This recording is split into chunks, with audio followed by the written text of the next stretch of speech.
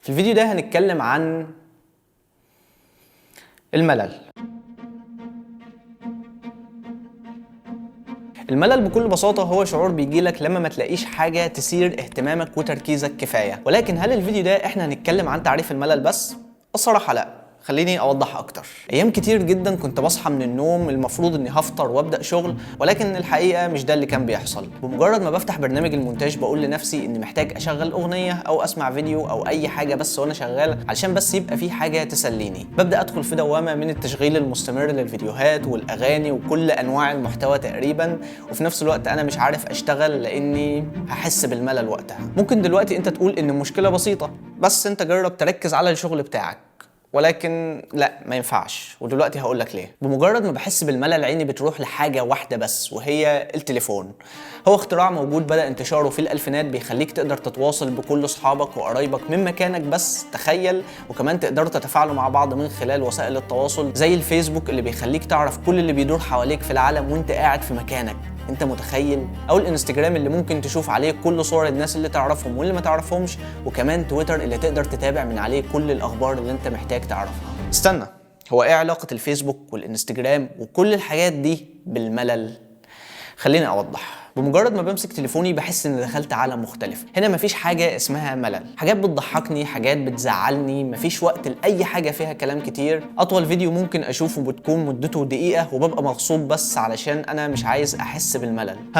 الملل تاني. ايه علاقه الملل بالشغل بالسوشيال ميديا؟ الدوبامين هرمون مسؤول عن الشعور بالسعاده والتحفيز، بيتم افرازه لما تقوم باعمال معينه زي لحظات الانجاز في يومك مثلا، او انك تاكل وقت ما تبقى جعان، او انك تشرب حاجه ساقعه مثلا بتبقى ممتعه جدا، او التعاطي او ممارسه الجنس، او استهلاك المحتوى طبعا زي مواقع التواصل الاجتماعي. وبسبب الدوبامين لما كنت بقعد قدام الكمبيوتر كنت بميل اكتر ان اتفرج على فيديوهات او اسمع اغاني بدل من اني اشتغل، لان استهلاك المحتوى هو حاجه بالنسبه لدماغي هتفرز دوبامين اكتر، فبالتالي انا هحس بالسعاده اكتر وانا بسمع فيديو، وانا بسمع اغنيه حلوه انا بحبها، وانا بسمع بودكاست عن اني اشتغل. بس هل دي المشكله وبس؟ للاسف لا. الدوبامين هرمون جسمك بيعتاد عليه بعد فترة. يعني لو قلت لك اضغط على الزرار ده دلوقتي وكل ضغطة زرار انت هتاخد عليها $1، فبالتالي افراز الدوبامين في دماغك هيكون قيمته X. وبعد كده جيت قلت لك اضغط على الزرار ده بقى وكل ضغطة زرار انت هتاخد عليها $5 مش $1.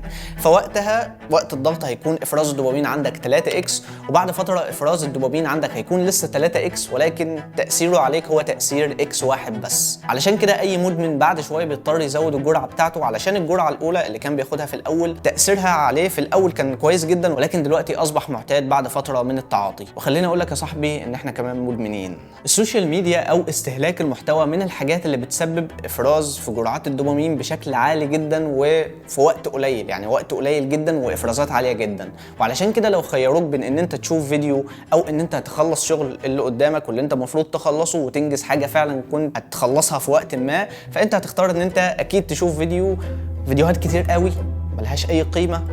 كل ده مع الوقت بيخليك مدمن زي اللي بيتعاطوا مخدرات.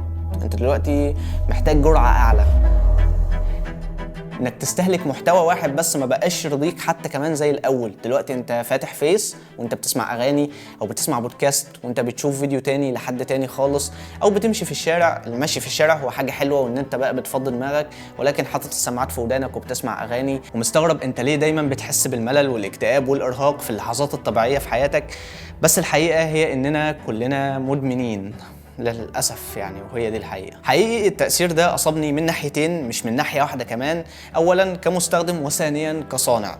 دلوقتي أنا كصانع محتوى محتاج أقطع كل 3 ثواني علشان أخليك أنت ما تحسش بالملل وتقفل الفيديو، اللي هي بالتأكيد حاجة هتضرني. الحياة كلها بقت حيل في سبيل خدمة يعني مرض وادمان. بس دلوقتي صعب جدا تفضل مركز لمده ساعه واحده بس في حاجه واحده بس، واقصى تركيز ليك هو 20 ثانيه علشان بس تبدا تبص جنبك تشوف فين التليفون، سواء كنت هتفتح بقى يوتيوب او هتسمع فيديوهات او اغاني او هتفتح فيس مثلا او انستجرام. وحقيقي مفيش اي حل مختلف ممكن اقدمه غير انك تقلل جدا جدا جدا من استهلاكك للمحتوى، عموما المحتوى القصير او تحديدا المحتوى القصير، لان فايدته سريعه معتمده على تريكات ومعلومات على طول كده تيك اواي، انت مش محتاج تعرف عنها اي حاجه والباقي محتوى تافه للاسف. ممكن مثلا تشوف 10 فيديوهات وتختار بينهم فيديو واحد بس فيه معلومه ممكن تطلعك خطوه لقدام، وصدقني ده كمان نادر، يعني نادر جدا ان انت تختار من 10 فيديوهات فيديو واحد بس مفيد. وطبعا مش محتاج اقول ان شكل من اشكال المحتوى هو مواقع التواصل الاجتماعي، فيا ريت يعني تقفلها، اقفل كله وارجع بعد فتره شوف الحاجات دي تاثيرها عليك كان عامل ازاي. اما الملل فهو شيء جميل، لحظه بالنسبه لي كنت بطلع فيها ابداع وبعرف افكر بشكل كويس، واتمنى ده يرجع لي في اقرب وقت ممكن، واحس تاني اني محتاج اشتغل علشان بس اكسر الملل اللي عندي بس. وبس كده، شكرا جدا ان انتوا شفتوا الفيديو، واتمنى فعلا ان انتوا تكونوا استفدتوا، وان شاء الله اشوفكم في الفيديو اللي جاي. سلام.